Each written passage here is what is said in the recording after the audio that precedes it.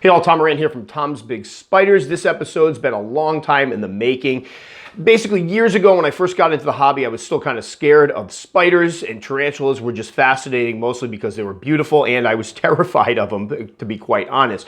And the ones that really kind of freaked me out were the super big ones. I was obsessed with big tarantulas, and I think a lot of us come into the hobby with that bigger is better attitude. So as I was searching up new species to possibly acquire, one of the first things I would do is put in what is the maximum size in Google, and I would get some of these outlandish numbers for some of the species of spiders. And early on, I kind of believed them, but as I started raising spiders, I wondered how many of these are truthful, how many of these can we honestly expect to reach that fabled 10 to 12 inch mark. I think some of them can get that large, but I do think that the majority of the species that we have, we've kind of overestimated how big they actually get. That's not to say there aren't some huge spiders in the hobby. So what we're going to do today is we're going to take a look at some of the ones I've raised up and am currently raising up, some of the big ones, the giants in my collection, and kind of see what the growth rate's been like. Look at some molts, see what the molts are at, because the best way to measure a tarantula isn't to try to eyeball it with your hand or put a tape measure up to the side of the enclosure. It's to take that old molt, stretch it out, and measure it. Now, for my measurements, we are doing DLS, which means diagonal leg span, which is when you measure from the tip of one of the front feet to the tip of the opposite back foot. And you'll see in this video how I do that. I do not measure body length. I believe in Europe they do a lot more body measurement. In here in the States, we generally do the leg span. That's how I can picture them. If you say the tarantula's body is 4 inches, I can't picture what that looks like. If you say the diagonal leg span's 10 inches, I have a pretty good idea of the size of the spider. So enough of me talking. Let's take a look at some of the giant tarantulas in my collection. All right, here we have Formicopus Concertis. I picked these guys up this one up in 2013 as a sling. She hit about 5 inches in the first year. The growth slowed down a little bit after that. But now with this most current molt, as you'll see here, she is a solid 7 inches or 18 centimeters, so big, beefy girl. These guys are from Haiti in the Dominican Republic, although they are actually found in other areas. They're known for being rather feisty, great eaters, awesome eaters, especially as slings. We'll hopefully demonstrate that there. There we go. Now, although these guys have a reputation for being rather ornery and nasty and defensive, I've honestly had no issues with any of mine. I've had 4, although I've spoken to many keepers that report that theirs are kind of nasty. So just a heads up, you never know quite what you'll get. But this one has a reputation for just being a big, ugly brown spider. But as you can see there are some interesting colors besides brown, like in the carapace, you have kind of the bronze. I've seen them sport pinks, some purples. They really do go through a lot of color changes as they mature, which makes them one of my favorite things to grow up because you never know what color you're going to get with the molts. They also tend to have a really large molt where they go from about 2.5 inches to close to 3.5 inches, around that area where they put on massive size. They go from little blue slings to what looks like little young adults. It's one of the most astounding molts I've ever seen in any tarantula as far as just size and the profound change in appearance, but easily one of my favorite tarantulas of all time. These are one of the ones that got me into the Formicopus genus, and just honestly, I think they should be a hobby staple and something everybody should have at one point or another.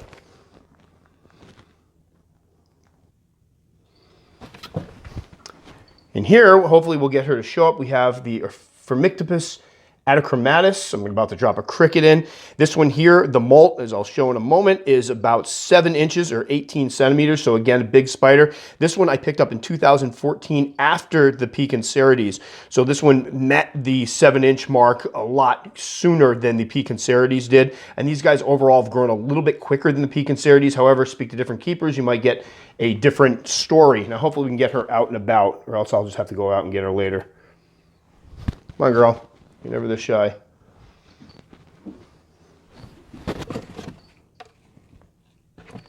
Oh boy. Now, there we go. Hopefully some of her colors are coming out. Now, these guys are actually mixed up quite a bit with Concertis in the hobby, and there was thought that years ago, the ones that they were selling as P. Concertis or Haitian Brown were also Atticumatus. You can see they're very similar looking if you'd come out here. There we go. Probably don't want to disturb her too much. Hopefully I'll get some images of her afterwards to include in here. I'll have to try to catch her out and about. But She's got pretty legs. Beautiful legs, yeah. You can see a slight difference in coloration. And I did go ahead and look at the spermatheca of both the Atticumatus and the Concertis because they do look so similar. I just wanted to make sure that they were two different spiders, and they were different. They did match up with their the species they were supposed to be, so that was good. But they do look very similar. So if you can't find the Concertis, Atticumatus is definitely a good one to check out. Let me just try to get one more cricket in there and see if I can drag her out.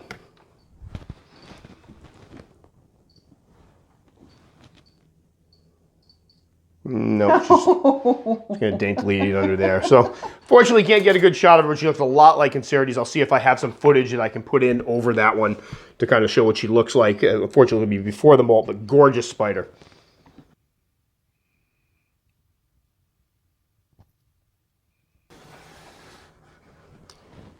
All right, and here we have my Lazyadora Hybana. This one's last molt measured at 7.5 inches or 19 centimeters, making her one of the biggest tarantulas in the collection by far. This one is a big, beautiful girl, obviously, but we're gonna go ahead and drop a cricket in, see if she'll eat. Hopefully she eats something here. If not, we'll drop in a second cricket. Oh, come on, girl, you got this. There we go. Kind of dainty. Usually she's totally a lot more hardcore than that. So right now, if you figure the molt is around 7.5 inches, 7.5 inches or so, she is probably 7 3/4 inches to 8 inches. So growing a little more slowly and a little less size than the Lazyadoraparahiberna, and they're probably roughly around the same age or so. I got them around the same time period, and they were both about the same. This one was, I think, 2 inches or so. It was an unsexed juvenile, and she's grown a little more slowly, but still a 7.5 to 8 inch spider is nothing to scoff at. She's obviously quite the eater. So the common name for these guys is Hybana scarlet. There was a bunch of other common names when I looked it up. Back when I first got her, there was no common names listed. So it means a bunch of people decided to make some up, which is kind of funny. Is this the one I called the fire hiney? This might have been the H. chilensis, but I like using that name. But anyway, I believe that's because of the red on the abdomen. I will say now that she's gotten older, the overall base coloration is more of a black. Back in the day, it was more of a bluish tone. It was a really interesting color, especially for a larger spider. And she sported that for quite some time. But awesome spider, great eater. Just one of my favorites in my collection because they're not all that common, especially compared to the LPs. And we'll see, I would honestly guess that this one will probably reach 8 and 8.5 inches by the time she finishes her life cycle. Just have to keep in mind that the bigger they get, when they molt, they don't quite put on as much size as they do in that, sling and juvenile period. But awesome spider, Lazyadora Hybana, or the Hybana scarlet. We don't want to leave the arboreals out. We have my piece Letharia Regales, or Indian ornamental. This is one of the few spiders on the list that actually exceeded the max size, which is usually said to be 7 inches. You can see here, this one is already 7.5 inches. Now she's an older girl, so I'm guessing that she is probably somewhere around 7 3/4 inches to possibly 8 inches. I'm guessing 7 3/4 inches is probably more accurate, and that's 19.7 to 20 centimeters. So a very big girl and a beautiful girl. Now, I picked this spider up as a sling several years ago. It reached the 4-inch mark within a year, which is excellent growth, and since then has continued to put on really good size. She hit 7 inches within about 2 years, which is again considered to be the full-grown size for one of these guys, but she has continued to molt and put on some size with each molt, so she's a very big girl now, and unfortunately pictures don't do her justice. She really does look so regal and lithe and slender. It's just a totally different species of spider here, the Letharia. Just some of my favorites, but a really big spider. So for somebody that is looking for an arboreal species that gets really big, this would be one that I would definitely encourage them to check out. And there are other Letharia species as well that could be checked out. All right, here we have Formicopus species South Hispaniola, or the green femur. This one I picked up in 2014, so it's about 7 years old, so she's definitely a full-grown female. Right now, if you look at the molt, it's about 7 3/4 inches, meaning the spider itself, if you put on just a little bit of size, is about 8 to 8 1/4 inches, or 20 centimeters or so. So a really big spider. Let's go ahead and feed her, see if she's eating. And let's get a feed out of her. There we go.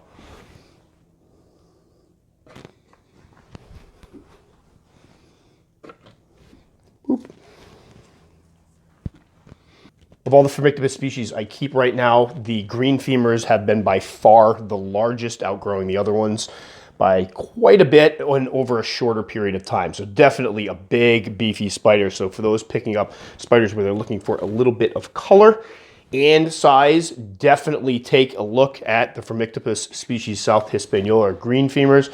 The one thing I want to point out also is that this one, before it molted, had green only on the femurs, and the carapace was more of a gold color. It had the reddish hairs on the abdomen. It is darkened up quite a bit with its latest molt. It was already a big spider before that, so it did spend quite some time with just the green femurs, gold carapace, and the red booty, but now it's darkened up a bit, so the green goes a little bit further down the legs, but you still see kind of some gold in the carapace and some red in the abdomen. Absolutely stunning spiders.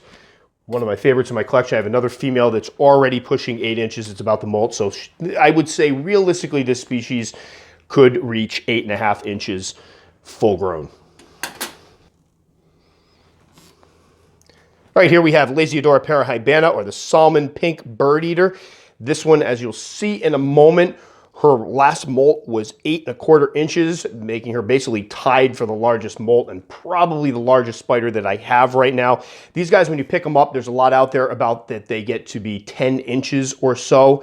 And I have actually, some people have even said 12 inches. I have seen pictures of a molt that was 10 inches, meaning the spider was probably bigger than 10 inches. There's also footage out there on another channel that somebody has of a huge female. So they can get pretty big, but I think most time you're looking at about a 9-inch spider or so. This one now, after the molt, is probably right around the 8-inch to 8.5-inch mark. There's no way to really tell. And sometimes when they get older, this is an older specimen. I picked her up in 2015, I believe.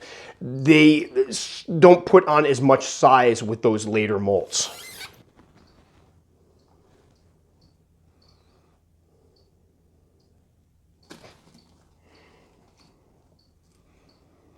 And there we go. Completely missed the cricket, but actually got the roach. So awesome spiders, awesome eaters. I will say mine has grown a bit more slowly than some. This one I actually got as a sex female when she was about 3 inches or so, 2.5 inches. And she grew well from that point, but I have another one that I raised from a sling that is about 7.5 inches right now that grew much more slowly. However, after doing a video on my fastest growing species, this was one of the ones voted by most people as being one of their fastest growing, with some folks reporting that theirs hit 4 to 5 inches in the first year, which is obviously excellent growth. But amazing spider, again, hobby staple, one that almost everybody should have in their collection. And for folks who want to keep a big beefy tarantula but don't want to get into the moisture-loving Theraphosa species or don't want to deal with the hairs of Theraphosa species, these guys are a wonderful alternative. All right, here we have what is on record as being the world's largest spider, or the Theraphosa blondie, or Goliath bird eater. This one here, as we flash it up, her last molt was 8.25 inches. So this is tied right now for the largest, at least the largest spider molt I have. This one, I got a funny feeling though, put on more size than the previously mentioned Lazyadoraparahiberna. We're gonna go ahead and drop a cricket in. Voracious eaters pick up massive size in a short amount of time. Also, once they get larger, around the 5 or 6 inch mark, they continue to put on a lot of size with each molt, where some of the other species we've featured tend to slow down and not put on as much size. Yeah, this one just molted and has a more darker coloration with the pink hairs. And you can see the difference, which is coming out beautifully, those hairs on the knees, the patella right in there. The Sturmy don't have those, so that's the easiest. There's other ways to differentiate them, but that's the quickest and easiest way. So if you pick one up, a lot of times they are mislabeled as, you'll have a Sturmy that's mislabeled as a blondie. That's the way to tell them apart. What you'll be able to see is people will see those hairs on the knees or not see the hairs on the knees and know it's a Sturmy. Oh man, she's coming out absolutely gorgeous. So this one here supposedly can reach 12 inches, or the mythological size of a dinner plate. So that makes it a rather huge and beefy spider, and probably of all the ones offered in the hobby right now, the absolute largest you're going to get, right next to the Sturmy or its cousin, the T. apophysis, which the T. apophysis I've heard actually can get even longer. I believe the largest apophysis recorded was actually 13 inches, which would make it beyond the largest spider ever recorded. The huntsman, I believe, is actually the largest leg span, 12 inches measured. These guys supposedly can get to 12 inches, but they're a lot beefier than the huntsman spider. So just absolutely stunning spiders, fast growing, and as you can see, not just big brown spiders. There's some beautiful colors in there. All right, and here we have my Pamphobedius antonus. This one, unfortunately, ended up molting right around the time that we moved, and I ended up losing the molt. I did want to measure it, but I will say her previous molt was around 8 inches, so she is easily pushing well, at least 8 1/4, if not 8 1/2 inches. I wish I could flash the molt up there, but you guys will have to take my word on this one. Hopefully the fact that I've showed all the other sizes of the molts will lend some credibility. But here we're going to try to feed her. She can be a bit shy. And just heads up, Billy, because she will suddenly jump at the cricket and scare the crap out of you. Okay. I'm going to grab another one here. This one is one of the few I picked up as a sex female way back in 2000. God, I think it was 15. She was about 3 inches at the time. She's gone through many color changes. She started off a brown color, then spent some time as black, jet black, with a bright red booty. Last molt, she ended up molting, and now we've got this kind of brown coloration, which I like. I don't mind. Oh, come on, we're going to eat. Come on. I was going to say she's a voracious eater, but she's kind of making me look like an idiot right here. She will suddenly spring to life, though. I will warn you. And whoop. Nope. All right, well, hopefully she'll grab one of these. Usually she sits there and plays dead, and then as soon as I put the top on, she starts eating. Awesome spiders, and I had to include this one because you can't talk about the biggest spiders out there without including a Pamphobedius species. And this one, again, I wish I had gotten the molt so you can see how big she is, but she is a big, gangly, at least 8 inches or so. And she is currently not eating at all. The best part is she's hungry. She's just freaking out because of the lights. Yeah. So as soon as we put the top on, you'll hear the thing scuttle around as she eats. So Pamphobedius species are one of the biggest spiders out there, genus of spiders out there by far. People will talk about the fact that they can keep up with or compete with the Theraphosa species in terms of size. I'm not sure they get that big. I have seen a picture of a molt from a Pamphobedius that was right around 8 3/4 inches. So that leads me to believe they can get to be 9 inches, which is still an absolutely huge spider. I just haven't heard of any get to the, you know, infamous 11 to 12 inch mark. But hopefully, if anybody has one, feel free to chime in with how big yours is. And if it's going to be ridiculously big, I am going to ask to see pictures just for confirmation. Yeah. Let me try dropping one more in, even if we can get a little footage of her.